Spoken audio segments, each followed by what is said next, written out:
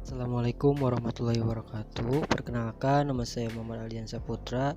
Di sini saya akan menjelaskan tentang sistem informasi berbasis komputer. Sistem informasi dalam perusahaan juga dikenal dengan sistem informasi manajemen atau SIM. Nah, SIM sendiri terbagi menjadi 5 bagian. Yang pertama, sistem informasi pengendalian inventory, yaitu sistem yang bersangkutan dengan logistik yang dipakai untuk mendukung dalam penyediaan informasi tentang barang. Yang kedua, ada sistem informasi produksi. Nah, kegunaannya untuk membackup pengelolaan data kerja produksi. Dan yang ketiga, ada sistem informasi keuangan, yaitu untuk menginformasikan laporan-laporan keuangan yang terjadi. Yang keempat, ada sistem informasi sumber daya manusia, dari mulai pendataan karyawan sampai ke penggajian karyawan. Dan yang kelima, ada sistem informasi marketing atau pemasaran. Nah, di sini berfungsi untuk memberikan informasi mengenai kegiatan berhubungan dengan penjualan barang atau penelitian pasar dan lain-lain. Selanjutnya saya akan menjelaskan tentang sejarah perkembangan teknologi informasi. Diawali dengan menggunakan peralatan sederhana seperti batu sebagai alat tulis. Dengan perkembangan peradaban manusia, mulailah dipergunakan sistem penulisan dengan media lempengan tanah liat, kulit binatang, kulit kayu, dan pada akhirnya ditemukanlah kertas sebagai media tulis. Selanjutnya, tulisan tidak hanya berfungsi sebagai alat dokumentasi, tetapi berkembang menjadi sistem perhitungan dengan digunakannya sistem bilangan. Pada masa ini mulailah sistem perhitungan yang kompleks, dan pada akhirnya manusia perlu menggunakan alat bantu. Hampir seluruh aspek kehidupan manusia saat ini tidak dapat dilepaskan dari teknologi, khususnya perangkat keras komputer. Komputer mempunyai arti yang luas, berbeda bagi setiap orang. Istilah komputer diambil dari bahasa Latin confutere yang berarti menghitung. Menurut Blissner 1985, komputer adalah suatu alat elektronik yang mampu melakukan beberapa tugas, yaitu menerima input, memproses input sesuai dengan diinstruksikan, menyimpan perintah-perintah, dan penghasil pengolahan yang menyediakan output dalam bentuk informasi. Menurut data yang diolah dibagi menjadi 3, yaitu komputer analog, komputer digital, dan komputer hybrid.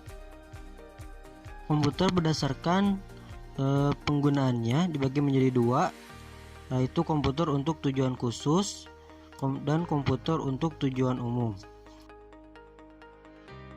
Berdasarkan kapasitas dan ukurannya, komputer diklasifikasikan menjadi 6, yaitu yang pertama komputer mikro, yang kedua komputer mini, yang ketiga komputer kecil, yang keempat komputer menengah, dan yang kelima komputer besar, yang keenam komputer super. Komputer menurut generasinya yaitu dibagi menjadi 5. Yang generasi pertama pada tahun 1946 sampai 1959. Komputer generasi kedua 1959 sampai 1964. Komputer ketiga 1964 sampai dengan 1970. Komputer keempat dimulai dari tahun 1979 sampai sekarang, komputer generasi kelima. Selanjutnya saya akan menjelaskan sejarah perkembangan perangkat lunak. Perangkat lunak pada awalnya sambungan-sambungan kabel ke antar bagian dalam komputer.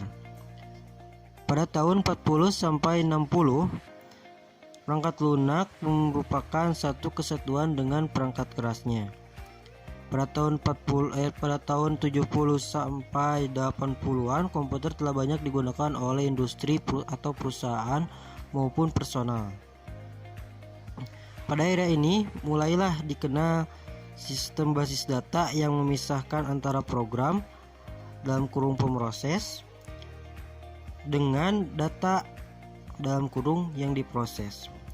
Perangkat lunak dapat dibedakan menjadi dua, yaitu perangkat lunak sistem yang menangani internal dan perangkat lunak aplikasi yang secara langsung dipakai oleh pengguna untuk keperluan tertentu. Saya akan menjelaskan hubungan antara teknologi informasi dan sistem informasi. Sistem informasi merupakan sisi permintaan dari perusahaan dalam menjalankan kegiatan manajemen sehari-hari, sementara teknologi informasi merupakan sisi penawaran dari kebutuhan perusahaan-perusahaan tersebut. Apa sih manfaatnya sistem informasi dalam pengolahan pengendalian manajemen? Yang pertama, tentu menghemat waktu, menghemat biaya, peningkatan efektivitas, pengembangan teknologi, pengembangan personal.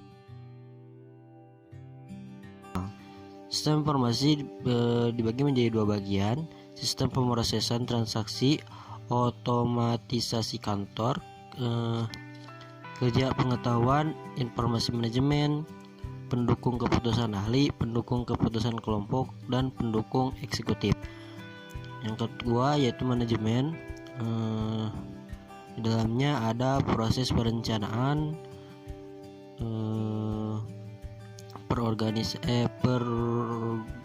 pengorganisasian, pengarahan, pelaksanaan, pengawasan usaha-usaha secara sistematis dan efektif oleh para anggota organisasi dalam penggunaan sumber daya alam untuk mencapai tujuan organisasi yang telah ditetapkan. Kegiatan manajemen dibagi atas 3 kegiatan. Pertama, perencanaan strategis, manajemen kontrol, dan pengendalian operasi. Komponen sistem informasi manajemen, blok masukan atau dalam kurung input blok model dalam kurung model blok, output blok, teknologi blok, database blok, control blok. Perencanaan strategis menentukan tujuan perusahaan, menyangkut penyediaan dan pemanfaatan sumber daya. Manajemen kontrol penyimpulan dari informasi yang telah dibutuhkan. Pengendalian operasional yaitu mengambil keputusan dan bersifat rutin. Mungkin itu saja yang dapat saya sampaikan dan jelaskan. Mohon maaf bila ada kesalahan. Wallahul muwaffiq ila aqwamit thoriq. Assalamualaikum warahmatullahi wabarakatuh.